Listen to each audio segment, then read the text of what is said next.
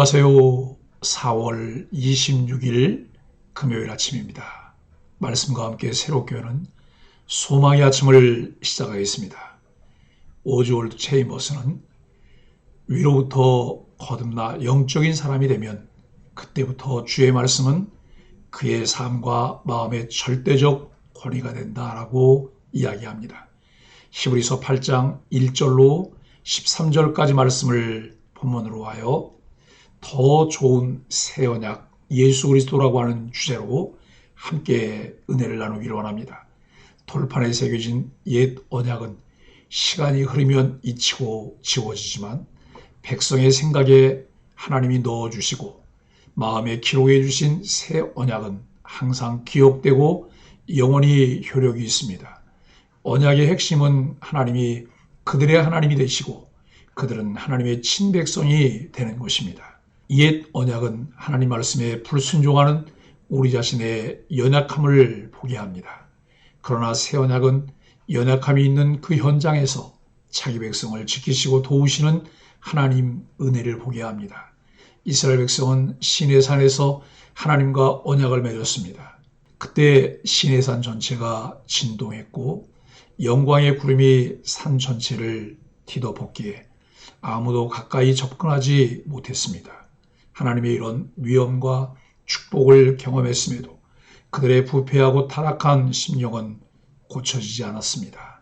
시내산 언약에는 하나님 백성을 축복할 능력은 있었지만 의도적으로 반역하는 자들의 마음을 고칠 능력은 없었기 때문입니다. 하나님은 언제나 신실하셨지만 이스라엘 백성은 그렇지 못했습니다.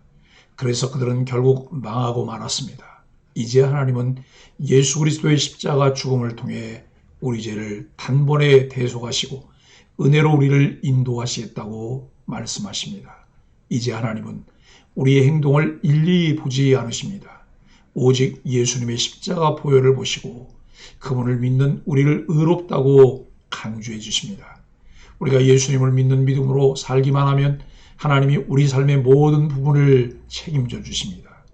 이 새 언약의 은혜를 아는 사람은 마음으로부터 죄를 싫어하게 됩니다.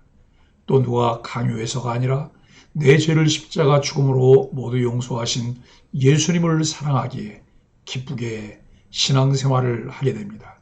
이것은 인류에게 일어날 수 있는 일 중에 가장 위대한 일이며 가장 가치 있는 일입니다. 인간의 마음을 치료할 수 있는 것은 오직 하나, 예수 그리스도의 십자가 뿐입니다. 1절로 6절은 더 아름다운 지혜를 얻으신 예수님입니다.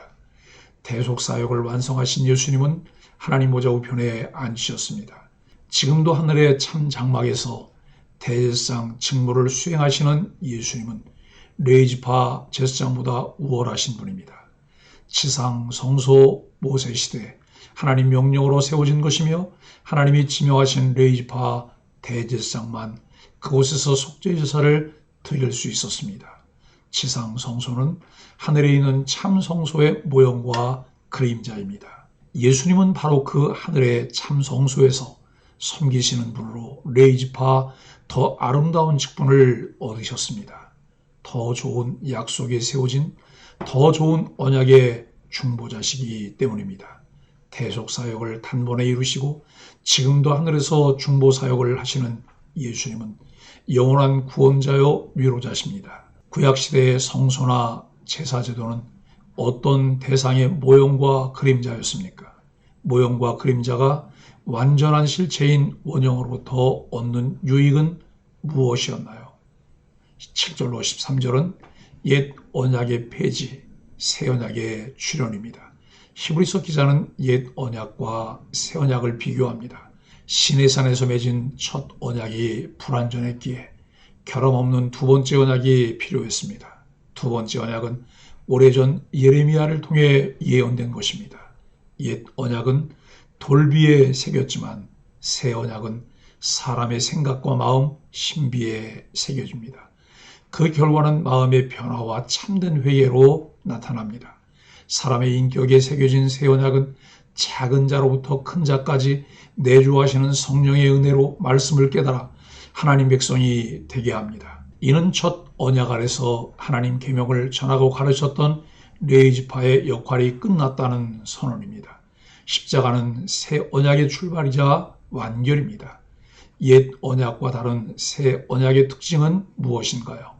예수님을 믿고 내 마음과 생각에 새겨진 말씀들은 내게 어떤 변화를 가져왔나요? 새로운 법이 생기면 이전 법은 효력을 잃습니다. 구약의 율법은 옛 언약입니다. 새 언약의 중보자 되신 예수 그리스도께서 오심으로 옛 언약은 효력을 다했습니다. 새 언약의 시대가 시작되었습니다. 그런데 히브리서가 기록될 당시 유대교 배경을 가진 그리스도인은 옛 언약으로 돌아가려는 유혹에 직면해 있었습니다. 히브리서 기자는 그들을 향해 왜 새 언약이 중요한지를 설명합니다. 히브리서 기자는 레위 계통의 제사장들보다 우월하신 하늘의 대제사장이 계심을 선언합니다.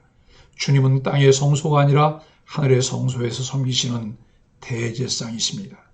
인간 제사장들이 섬기는 장소는 지상의 성소인데 예수님이 섬기는 장소는 하늘의 성소입니다.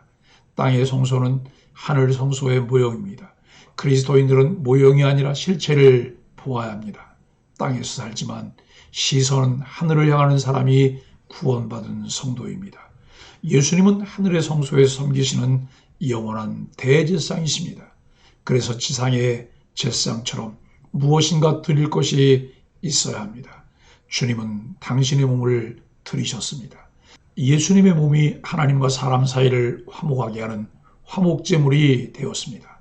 주님은 당신을 희생제물로 드려 단번에 완전한 속죄를 이루셨습니다. 그 은혜를 입은 우리는 주님의 공로로 구원받은 자로서 우리 자신을 하나님이 기뻐하실 거룩한 산제물로 드려야 합니다. 땅에 있는 제사제도와 제사장 직분은 하늘에 있는 것의 모형과 그림자입니다. 그러므로 레위 계통 제사장들의 섬김은 실체가 아닙니다. 실체는 하늘의 참 성소에서 이루어지는 예수님의 섬김입니다. 예수님은 더 아름다운 직분을 얻으신 더 좋은 언약의 중보자이십니다. 더 좋은 것을 두고 덜 좋은 것을 붙잡는 사람은 없습니다. 그러므로 그리스도인이 된 우리는 그리스도 안에 머물며 영생의 소중함을 깊이 깨닫고 세상의 것에 자신을 묶지 말아야 합니다. 첫 언약은 흠이 있었습니다. 둘째 언약이 필요했다는 것이 이 사실을 증명합니다. 첫 언약의 율법 자체에 흠이 있었던 것은 아닙니다. 그 율법을 받고 지킬 의지도 능력도 없는 사람이 흠이었습니다. 이는 새 언약을 통해 해결되었습니다. 하나님은 우리의 연약함을 긍휼히 보시고 구원의 은혜를 베푸십니다. 그러므로 구원받은 그리스도인은 자신의 연약함으로 인해 절망하지 말아야 합니다. 하나님은 어떤 상황에서도 당신의 백성을 도우십니다. 앞에서도 언급했지만 히브리서 기자는 예레미야 31장 말씀을 인용하며 새 언약을 설명합니다. 옛 언약은 돌판에 새겨졌지만 새 언약은 사람들의 생각과 마음판에 새겨진다고 말씀합니다. 이는 언약을 생각과 마음에 새겨주신 것은 성령님이 생각나게 하시고 인도하셔서 지킬 수 있는 의지와 능력도 주시겠다고 하는 뜻입니다. 이 약속은 성령님을 통해 이루어졌습니다. 새 언약 시대에는 큰 자로부터 작은 자까지 주님을 알게 됩니다. 성령님이 우리 안에서 활동하시며 하나님의 기쁘신 뜻대로 사는 것에 소원을 두고 행하게 하십니다. 새 언약은 성령님이 오심으로 완성되었습니다. 지금은 새 언약 시대입니다.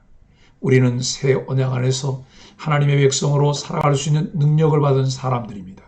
새 언약의 중보자 되시는 주님이 오늘도 우리의 연약함을 위해 중보하고 계십니다. 또한 성령님이 우리 안에 역사하셔서 우리가 하나님의 뜻대로 살아가게 하십니다.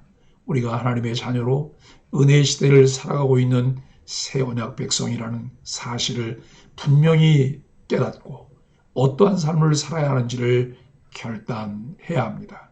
사랑하는 소망의 가족 여러분, 마르틴 루터는 율법을 매우 잘 아는 사람이었습니다. 그래서 그는 성경에서 하나님의 의라는 말을 접하기만 해도 두려웠습니다. 율법이 완전한 의로움을 요구한다는 것을 잘 알았기 때문입니다. 하지만 마르틴 루터에게 복음은 아직 들리지 않았습니다. 그가 살던 중세 말은 교회에서 복음이 가려진 시대였기 때문입니다. 마르틴 루터는 율법의 행위로는 자신이 하나님 앞에 받아들일 수 있는 의로움을 얻을 수 없다는 사실을 알게 되었습니다. 율법과 상관없이 자기가 율법을 성취하는 것과 무관하게 예수 그리스도께서 자신을 대신해서 율법이 요구하는 하나님의 의를 성취해 주셨다는 사실과 함께 그리스도의 완전한 의가 모든 믿는 자에게 거저 주어진다는 것을 깨달았습니다. 이제는 율법 외에 하나님의 한 의가 나타났으니 율법과 선지자들에게 증거를 받은 것입니다. 이처럼 율법과 복음을 깨달은 사건은 단지 마르틴 루터라는 한 사람의 인생을 전환했을 뿐 아니라 인류 역사를 뒤바꾼 종교개혁의 시발점이 되었습니다. 마르틴 루터는 복음 안에서 처음으로 자유함을 얻었고 누렸습니다. 복음이 그에게 준 자유는 하나님처럼 온전해지라는 율법의 요구로부터 자유였습니다. 주님이 우리를 대신해서 율법의 요구를 이루셨습니다. 복음은 요구나 명령이 아닙니다. 복음은 그리스도께서 모든 것을 다 이루셨기에 우리가 살게 되었다고 선언합니다. 이것이 복음의 문장 구조이고 논리입니다. 복음은 우리가 행동하는 것이 아니라 믿어야 할 사실이며 하나님의 약속입니다. 이 은혜 안에 사는 사람에게 필요한 것이 무엇일까요? 진리를 알지니 진리가 너희를 자유케 하리라고 말씀합니다. 여기서 말하는 자유는 방종을 말하는 것이 아닙니다. 우리를 얽어매던 모든 속박으로부터 참 자유를 얻은 그리스도인으로 참 기쁨과 감사가 있는 삶을 살아가게 되어야 합니다. 이제는 우리 안에 내주하시는 성령님의 도움으로 그리스도 안에서 참된 가치를 따라가며 예수님의 인격과 사역을 닮아 이웃을 내 몸처럼 사랑하는 소망의 가족들이 되길 예수 그리스도 이름으로 간절히 축복합니다. 함께 기도하겠습니다. 하나님, 우리 힘으로 감당할 수 없는 죄를 해결해 주시고 새 언약으로 우리를 하나님 백성 되게 하시니 감사합니다. 회개한 죄를 결코 기억하지 않으시는 용서와 긍휼의 하나님 앞에 겸손히 자복합니다. 우리 마음에 새겨주신 하나님의 법이 날로 더 선명해지도록 성령으로 충만하게 하여 주옵소서. 예수님의 이름으로 간절히 기도합니다. 아멘.